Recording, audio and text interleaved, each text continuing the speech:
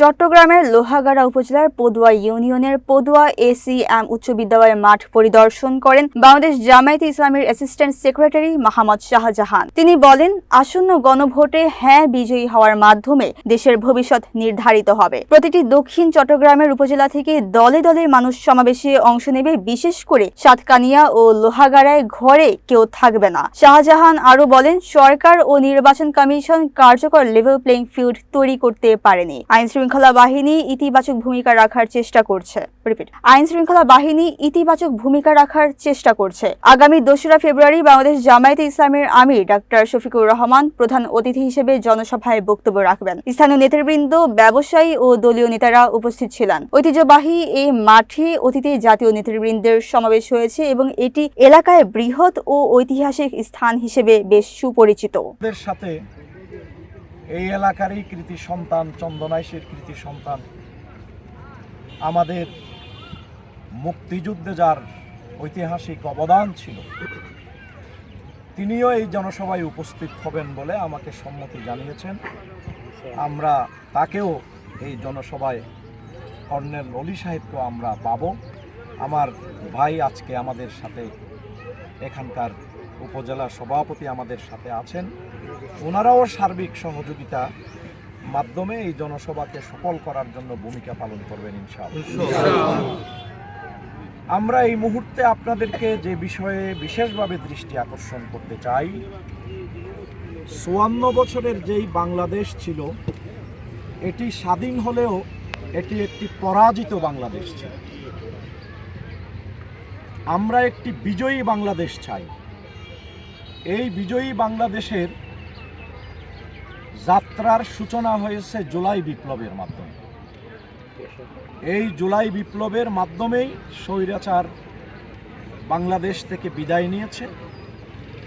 আমরা নতুন বাংলাদেশ গঠন করার জন্য জাতীয় নির্বাচনে ভোট দেয়া যেমন অত্যন্ত গুরুত্বপূর্ণ, এইবারে গণভোটে হাঁকে বিজয়ী করা তার চেয়ে অনেক বেশি গুরুত্বপূর্ণ। কারণ হচ্ছে, এই গণভোটে হাঁ যদি বিজয়ী হয়, তাহলে জুলাই গণ অভ্যুত্থানে যারা জীবন দিয়েছেন, যারা পঙ্গু হয়েছেন, যারা আহত হয়েছেন, আধিপত্যবাদ মুক্ত একটি বাংলাদেশ গঠন করার জন্য, জাস্টিসের, ইনসাফের একটি বাংলাদেশ গঠন করার জন্য, সেই বাংলাদেশ গঠনের সাংবিধানিক যাত্রা শুরু হবে হাঁ ভোটের মাধ্যমে।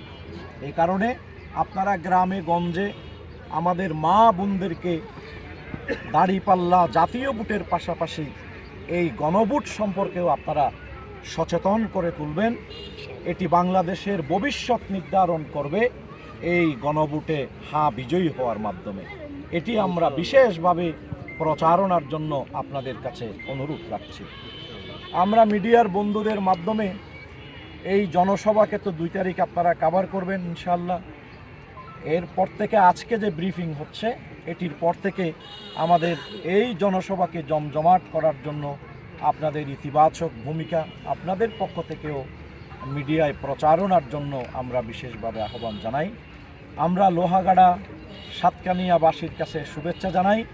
এখানে শুধুমাত্র আপনারাই দায়িত্ব নিয়েছেন বিশাল এক জনসভা করার জন্য।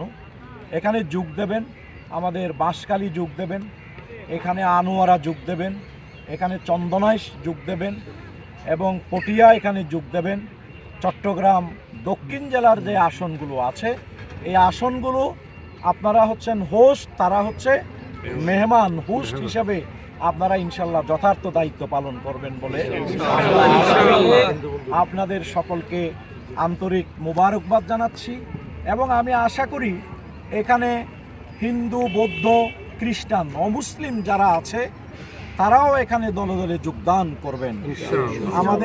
আমাদের আমির সাহেব পলিসি সামিট করে ঢাকায় পরিষ্কার করে এই বিষয়গুলো পরিষ্কার করেছেন যে অমুসলিমদের ব্যাপারে আমাদের দৃষ্টিভঙ্গি কী, এটাও আমাদের আমির তার বক্তব্যে বলে আসছেন এবং পরিষ্কার করেছেন। আমরা আশা করব এখানে অমুসলিম ভাইদের মধ্য থেকেও একটি বিরাট অংশ আমাদের এই জনসভায় যোগদান করবেন ইনশাআল্লাহ। সকলকে আন্তরিক মোবারকবাদ জানাচ্ছি। বিশেষ করে এলডিপির নেতৃবৃন্দ এখানে উপস্থিত হয়েছেন, আমি তাদেরও শুকরিয়া আদায় করছি। সকলকে আন্তরিক শুভেচ্ছা জানিয়ে 2 তারিখের জনসভা আল্লাহ তাআলা সফল করে দিক। আল্লাহর কাছে এই মোনাজাত করে আপনাদেরকে সালাম জানিয়ে আমরা ব্রিফিং এখানে শেষ করছি। মাননীয় সেক্রেটারি, আলহামদুলিল্লাহ, আসসালামু আলাইকুম ওয়া রাহমাতুল্লাহি ওয়া বারাকাতুহু।